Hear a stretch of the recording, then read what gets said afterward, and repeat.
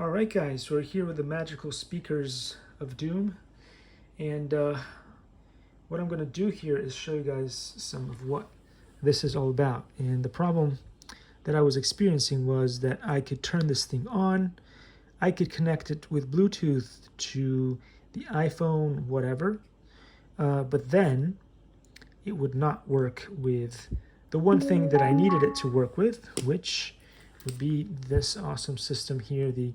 UHF receiver and the doobly-doo microphone that came with it. So that was a whole new level of sucking, and unfortunately that's just how it goes. So it turns out that the problem was that all it really needed was for me to be able to stick the thingy in here, but not all the way in. So